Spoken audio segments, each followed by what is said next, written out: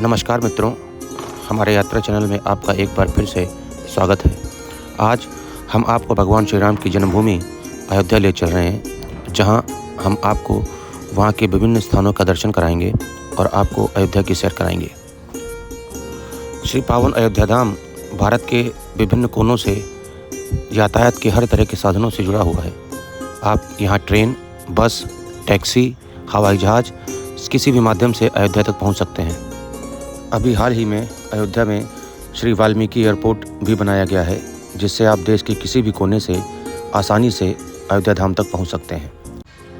मंदिर की प्राण प्रतिष्ठा के बाद यहां पर भक्तों की भीड़ बहुत अधिक बढ़ गई है, जिसकी वजह से शहर में हर तरफ निर्माण कार्य चल रहा है।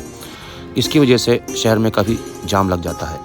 अपनी यात्रा के पहले पड़ाव में हम सबसे पहले एक आश्रम में पहुँचते हैं। यह आश्रम अयोध्या नगर के बाहर ही स्थित है और यहाँ का माहौल बहुत ही सुंदर और बहुत ही खूबसूरत है। यहाँ पर आपको शांति मिलेगी और यहाँ पर कहते हैं कि एक बहुत बड़े संत का निवास भी है, जो कि यहाँ पर रहते हैं। हमारे एक मित्र जो कि हमारे साथ में आए हुए थे, उन्होंने यहाँ पर हमारे रुकने की व्यवस्था की थी। हम अपनी यात्रा की शुरुआत सरयू नदी के दर्शनों से करते हैं। जैसा कि आप देख सकते हैं, नदी बहुत ही बाढ़ की स्थिति में है और यहाँ जल स्तर काफ़ी बढ़ा हुआ है। यहाँ पर पुलिस की गश्त रहती है और इस समय यहाँ पर भक्तों के लिए नहाने की व्यवस्था बहुत अच्छी नहीं है और पुलिस वाले हमेशा इसे कंट्रोल करते रहते हैं। इस व्यवस्था को देखते हुए हमने भी अपनी स्नान की व्यवस्था श्री राम की पौड़ी में की और लोगों ने भी सुझाव दिया कि आप वहीं जाकर स्नान करें, वहाँ आपके लिए सही रहेगा। तो आइए हम आपको श्री राम की पैड़ी ले चलते हैं, जहाँ पर भक्तों के नहाने की व्यवस्था की गई है। ये श्री राम की पैड़ी है। हालांकि यहाँ पर भी अभी भी निर्माण कार्य चल रहा है। जैसा कि आप देख सकते हैं, पत्थरों के निर्माण का कार्य, खुदाई का कार्य चल रहा है, जहाँ पर इसका सौंदर्यीकरण किया जा रहा है। श्रीहर की पैड़ी का सौंदर्यीकरण भक्तों के लिए किया जा रहा है, ताकि उनको यहाँ पर नहाने आदि में कोई दिक्कत ना हो। हर की पैड़ी पर अभी फ़िलहाल इतनी ज़्यादा भीड़ नहीं है, जैसा कि आप देख सकते हैं, लेकिन कहते हैं कि यहाँ पर शाम को यहाँ का माहौल बहुत अच्छा हो जाता है, जब यहाँ पर लाइटिंग की व्यवस्था की जाती है। यहाँ पर शाम को एक लाइट शो होता है, या इसको ऐसे लाइटों से सजाया गया है जिसमें रंग बिरंगी लाइटें यहाँ पर बहुत अच्छी दिखती हैं। दीपावली के समय मनाया जाने वाला दीपोत्सव, जो कि बहुत प्रसिद्ध है, वो यहीं राम की पैड़ी पर मनाया जाता है। तो चलिए, आपको सर्वप्रथम हम श्री शंकर जी के मंदिर, जिसे नागेश्वर महादेव के नाम से जाना जाता है, वहाँ ले चलते हैं और आपको शंकर जी के दर्शन कराते हैं। यह मंदिर श्री राम की पौड़ी पर ही स्थित है और आप स्नान करने के बाद सर्वप्रथम मंदिर के दर्शनों के लिए जा सकते हैं।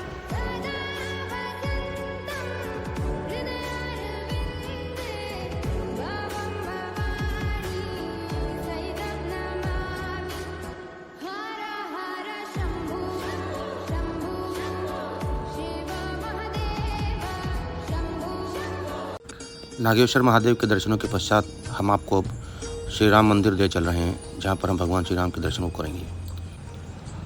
यहाँ आपको बता दें, अयोध्या में आपके रुकने के लिए हर तरह की व्यवस्था है।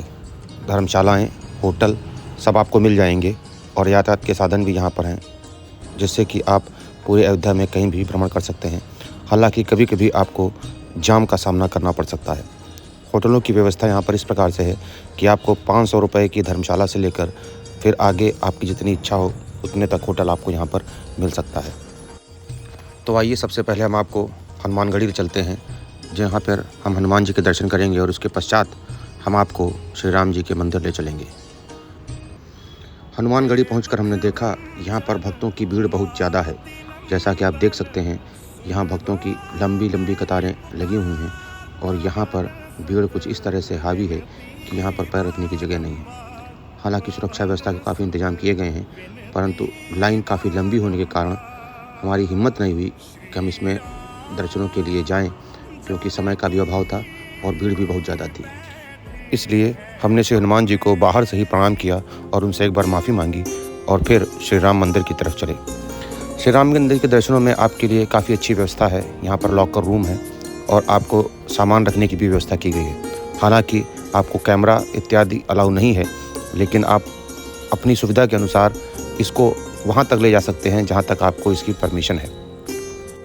यहाँ पर आपको हम बता दें कि राम मंदिर का निर्माण कार्य भी चल रहा है और प्राण प्रतिष्ठा होने के बावजूद अभी भी मेरी समझ से केवल 50% काम ही पूरा हुआ है और आधे से ज़्यादा काम अभी लगभग बचा हुआ है।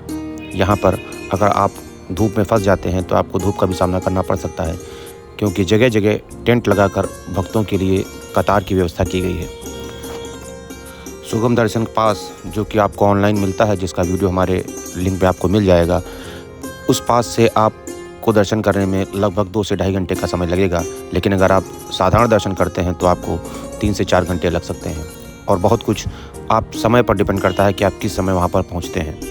आपसे यह गुजारिश रहेगी कि अगर आप छुट्टी के दिन न जाएं तो बहुत अच्छा होगा, क्योंकि वहाँ के अधिकारियों ने बताया कि अगर छुट्टियाँ होती हैं तो यहाँ पर भीड़ काफ़ी बढ़ जाती है और बाकी सामान्य दिनों में यहाँ पर भीड़ में ज़्यादा समय आपको नहीं लगता है।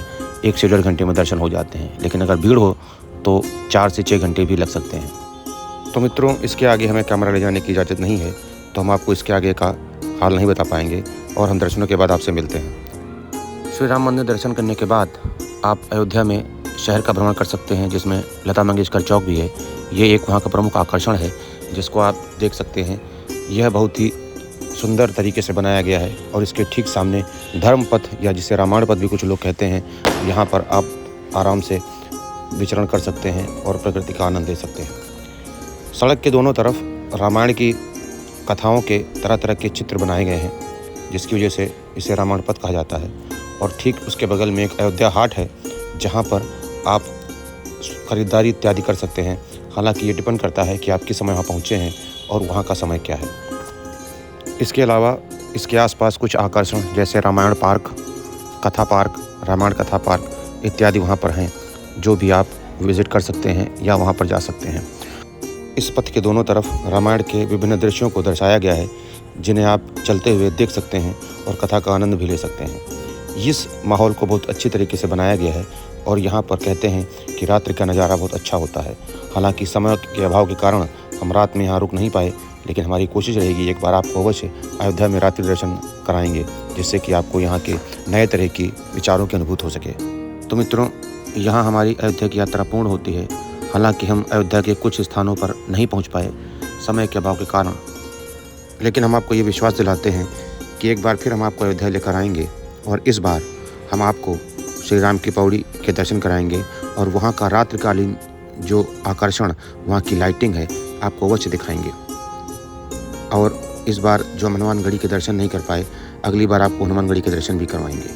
तो इसी के साथ हम आपसे विदा लेंगे। एक बार हमारे साथ बोलिए जय श्री राम।